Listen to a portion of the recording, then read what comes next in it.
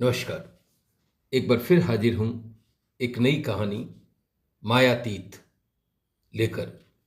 ये कहानी मैंने 28 जून 2002 को लिखी थी। प्रस्तुत है, वाचन कर रहा हूँ कहानी मायातीत।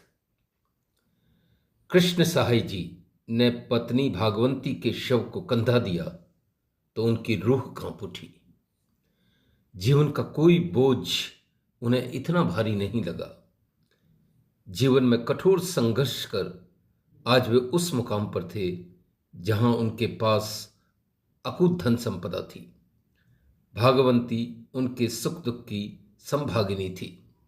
सारा जीवन कंधा से कंधा मिलाकर उसने कृष्ण शाही जी के हर संघर्ष में साथ दिया।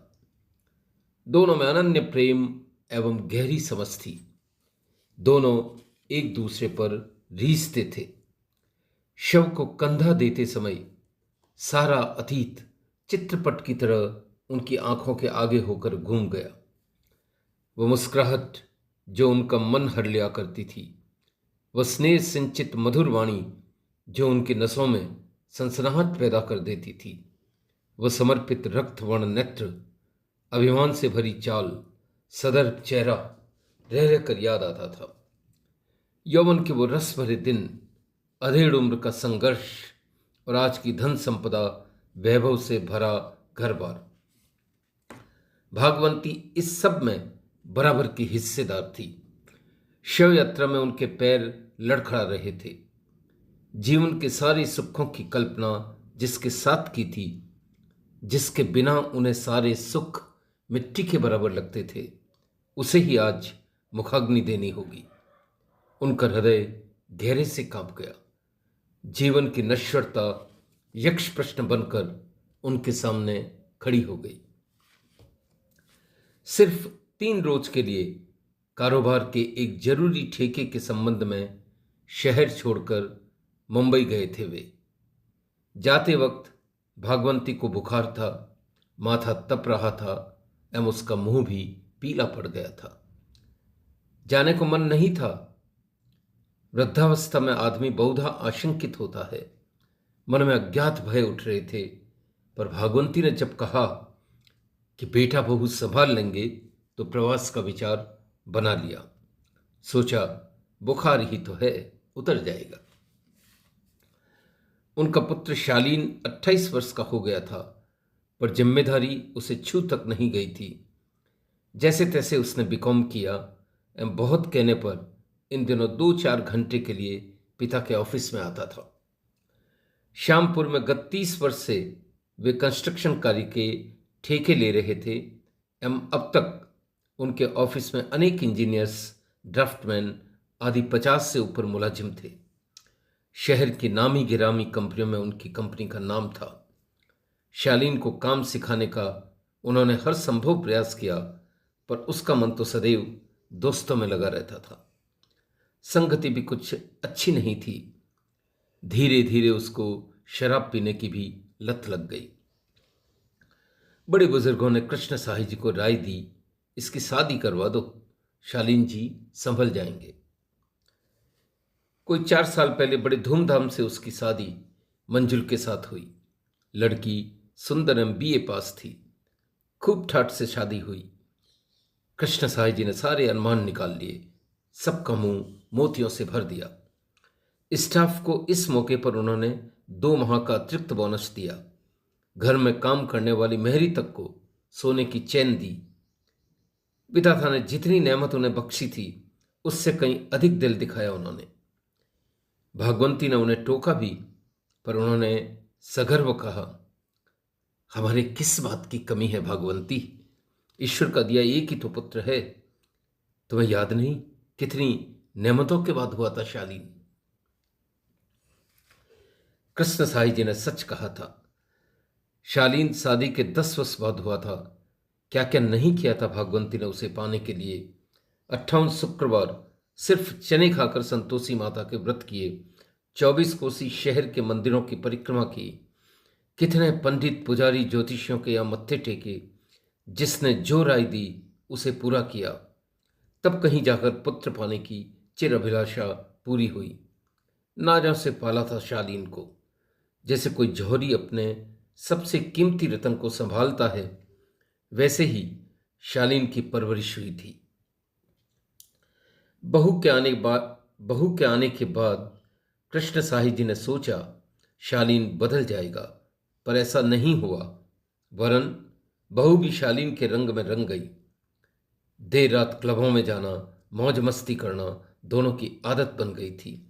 यहां तक कि मंजुल भी यदाकदा शालीन के साथ शराब पीने लगी थी। एक बार तो दोनों को देर रात लड़खड़ाते हुए भागवंती ने कार से उतरते देखा था, पर कृष्ण साई जी को कुछ नहीं कहा। सोचा उन्हें दुख होगा। शालीन पैसे का मूल्य नहीं जानता था। तपते रेगिस्तान में जिसकी परवरिश होती है, वही पानी का मूल्य जानता है। लबालब जलाशय के किनारे रहने वाले व्यक्ति अक्सर उसके मूल्य से बेखबर होते हैं। जो सहज मिल जाता है उसे इंसान मिट्टी समझ लेता है। शालीन के आगे तो पकी पकाई फसल खड़ी थी। वह तो जैसे जीवन भोगने के लिए आया था। कृष्ण साहिब जी को बेटे बहू की हरकतों का कारिंदों द्वारा पता भी लगा था, पर उन्होंने खुद कहना उचित नहीं समझा। सोचा आंख की शर्म भी चली जाएगी। इसी के चलते अपने जनरल मैनेजर शर्मा जी को शालीन को समझाने के लिए भेजा था, पर इसका भी कोई असर बेटे बहू पर नहीं हुआ। वो दोनों तो इस जीवन मधुशाला के मद में चूर थे। कंबल जितना भीगता है उतना भारी होता जाता है। दोनों अब हठी हो गए थे, किसी की सुनते तक नहीं थे। प्रारब्ध के इस खेल को कृष्ण साहिब जी चुपचाप देख रहे थे। बात बिगड़ी तो परिवार की प्रतिष्ठा को नुकसान होगा, ये सोचकर चुप रहे।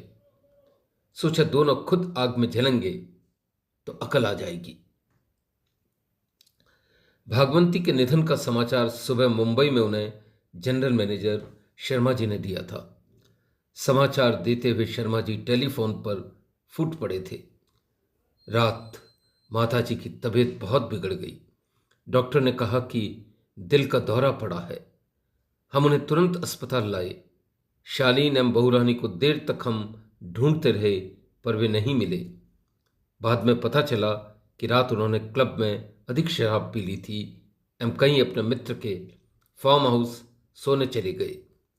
जैसे तैसे रात 3 बजे उनका पता चला, तब तक माताजी चल बसी। मरणांत तक उनकी आंखें आपको एवं शालीन को देखने को तरस रही थी। कृष्ण साई जी एक पल भी नहीं रुके, सीधे हवाई जहाज से श्यामपुर आए। शमशान में सुहासिनी नदी के किनारे भागवंती की चिता धधक रही थी, लेकिन उससे भी गहरी लपट कृष्ण साहिब जी के हृदय में उठ रही थी। इतने वैभव के बीच भागवंती का यूं अंत होगा, इसकी तो उन्होंने स्वप्न में भी कल्पना नहीं की थी। हृदय अपमान से संकुचित एवं शर्म से झुका था। ऐसे लग रहा था जैसे सारा जगत उन पर हंस रहा हो। बहू बेटे उनके साथ ऐसा व्यवहार करेंगे? क्या इंसान अपनी मां के कर्ज को भी भुला सकता है? जिस भागवंती ने अपना रक्त देकर इस उपवन को सींचा था, क्या उसे अपने खून से यूं जलील होना पड़ेगा? जीवन का इतना संघर्ष क्यों और किसके लिए? विरक्ति का ऐसा अंकुर उनके अंदर फूटा जो चिता की आंच से अधिक दाह से भरा था। जीवन की नश्वरता एवं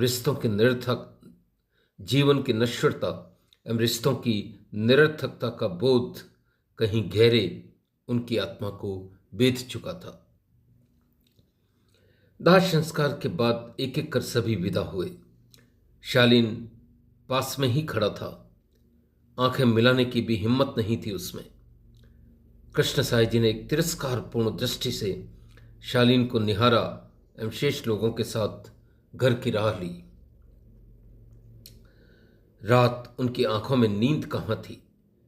देर रात भागवंती का चेहरा उनके आगे घूम रहा था। जेठ के दिन थे। खुली खिड़की से तारों भरा आसमान साफ नजर आ रहा था। वे उस तारे को ढूंढ रहे थे जो अनंत में विलीन हो चुका था। भोर होने के पूर्व कुछ पल के लिए आंखें उनिंदी हुई, घड़ी भर को नींद आई। नींद में उन्हें दूर स्वप्न में धवल साड़ी पहने भागवंती दिखी।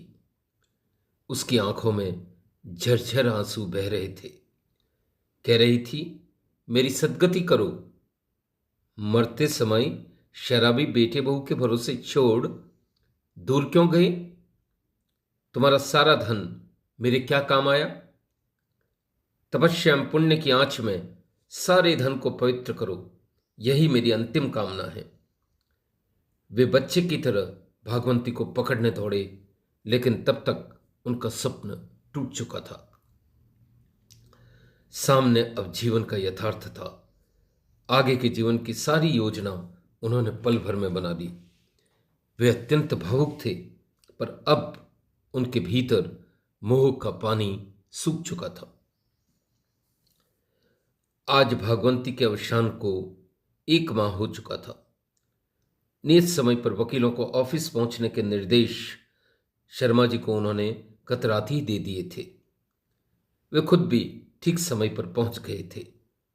वकीलों को उन्होंने अपनी विल यानी वसीयतनामा लिखने के लिए बुलाया था। कृष्ण साई जी की अंतिम इच्छा सुनकर सभी हतप्रभ रह गए। उन्होंने अपनी सारी संपत्ति एक निराश्रित गृह बनाने में दान कर दी। एक ऐसा निराश्रित गृह जहां ऐसे वृद्ध रह सकें जिन्हें उनकी संतानों ने नकार दिया हो।